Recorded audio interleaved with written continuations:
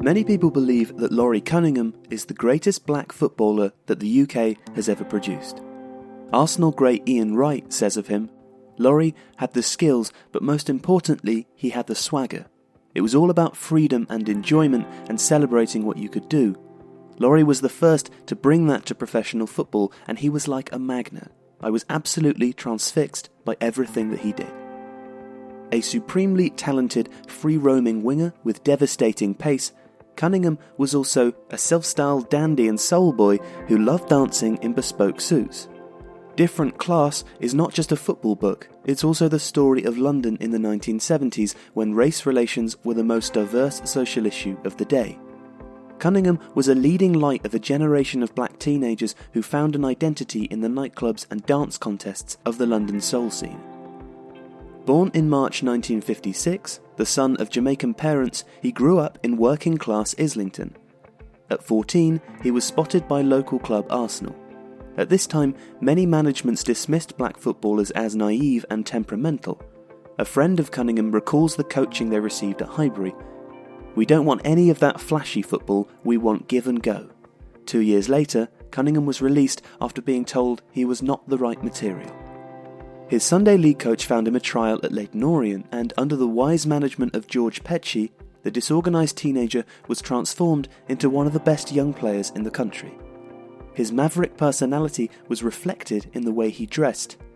Teammate Bobby Fischer recalls a youth team match at Southend in 1973 when the pair disembarked from the team bus. "I came off with a sparkly jacket, silk trousers and high platform boots and a big afro. You could see the Southend boys going, 'What's this? The circus has arrived.' And then Laurie came off with a gangster suit, shirt and tie, two-tone shoes, fedora hat and a cane. It was like, oh man, what's happening here? It was just part of him." In March 1977, he signed for West Bromwich Albion for £110,000 and a month later became the first black player to represent England professionally at any level when he played for the under-21s against Scotland and scored the winning goal. The Guardian newspaper noted that someone special had come amongst us. At Albion, he rose to national prominence as part of the Three Degrees, the trio of black footballers. The other two were Cyril Regis and Brendan Batson, who brought glamour and swagger to the First Division with their swashbuckling style.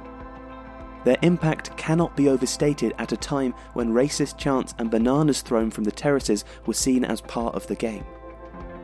In his best display for the club against Valencia in the UEFA Cup in November 1978, Cunningham was unstoppable as he destroyed one of the best teams in Europe, who included World Cup winner Mario Kempes in their ranks. The Daily Mirror gleefully reported that Kempes, supposedly the world's best, was made to look a second-rate selling player by the silky skills of a skinny black kid from London. The match sold him to Real Madrid, who paid a club record of £950,000 for him in July 1979. He was the first Englishman to sign for the club and only the second ever black player. In his first season, he won the League and Cup double and scored 12 goals. Then, in February 1980, in an El Clasico match away to Barcelona, he dazzled the Camp Nou in a 2-0 victory and received repeated ovations from the Catalan crowd as his teammates mocked the Barcelona defenders from the bench, shouting out, "We'll get you a photograph of him if you like, maybe then you'll see what his face looks like. Maybe at the end of the game he'll let you near enough to shake his hand." But later that season, a vicious stamp on his foot broke his big toe. In May 1981, after months out of action and clearly unfit, he was instructed by club directors to play in the European Cup final against Liverpool in Paris. It was Real's biggest game in over a decade, but he made little impact. They lost 1-0 and Cunningham, their most expensive player, was made the scapegoat. A knee injury followed soon after, and after a series of failed operations, he became ostracised. He was loaned to Manchester United for a short spell, and after leaving Real Madrid in 1983, made a cameo appearance for Wimbledon in their unlikely FA Cup victory in 1988. In his career, he played for 10 clubs in 4 different countries.